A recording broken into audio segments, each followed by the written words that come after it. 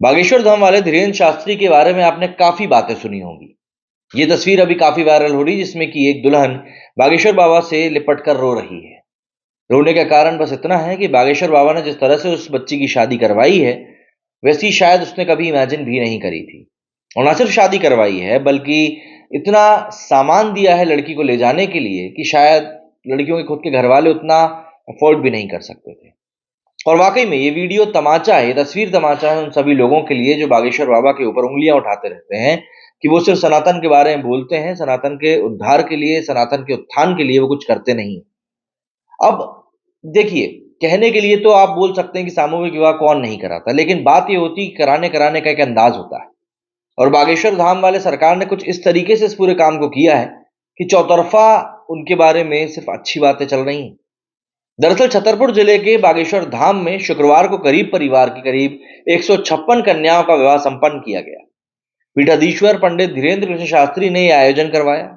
विदाई की बेला आई तो नवविवाहित कन्याएं विवाह समारोह के मेजबान रहे धीरेन्द्र कृष्ण शास्त्री से लिपट कर रोने लगे। बड़े भाई की तरह शास्त्री ने भी दुल्हन बनी कन्याओं को आशीर्वाद दिया। इस विशाल आयोजन की शुरुआत दुल्हा और दुल्हन के स्वागत से हुई। स्वागत खुद बागेश्वर धाम के महाराज धीरेन्द्र कृष्ण शास्त्री ने ढोल नगाड़ों के साथ किया और जोड़ों को मंच तक लेकर आए। मंच पर एक दूसरे को जयमाला पहनाने की रस्म अदा करी गई। मंच पर मौजूद अतिथियों ने वर वधू को आशीर्वाद दिया और उसके साथ मंडप में नीचे होने वाली रस्में हुई तो दूल्हा दुल्हन की खुशी का ठिकाना नहीं रहा। इन सभी जोड़ों ने जयमाला कार्यक्रम के साथ ही मंडप में 7 फेरे लेते हुए एक दूसरे को अपनाया।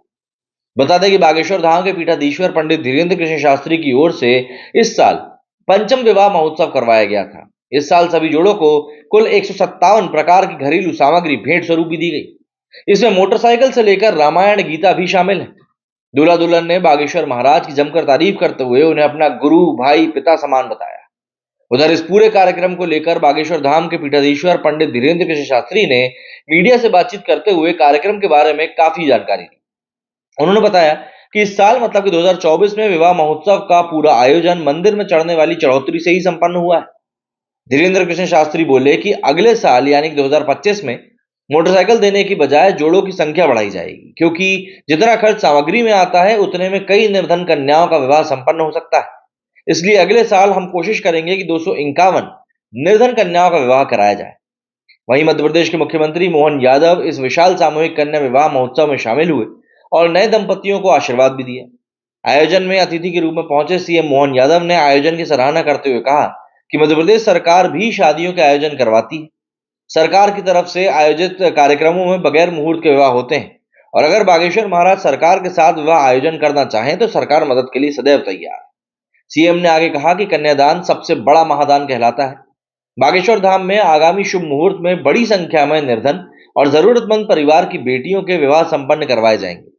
मुख्यमंत्री ने कहा कि क्षेत्र के सभी धार्मिक स्थलों का विकास किया जाएगा और पुरातन समय के खजुराहो के प्रत्येक मंदिर में पूजन का प्रबंधन सुनिश्चित किया जाएगा। हम केंद्रीय गृह मंत्री अमित शाह को पत्र लिख रहे हैं कि खजुराहो के सारे मंदिरों में पूजा करा सकें तो अच्छा रहेगा।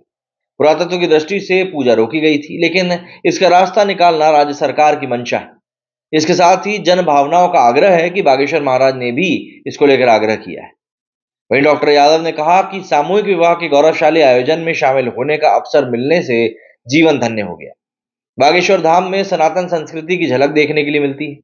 खजुराहो सांसद और बीजेपी प्रदेश अध्यक्ष विष्णुदत्त शर्मा ने सामूहिक विवाह कार्यक्रम को ऐतिहासिक बताया। उन्होंने कहा कि आइकॉनिक सिटी खजुराहो के साथ बागेश्वर धाम की भी देश में एक अलग पहचान स्थापित हुई।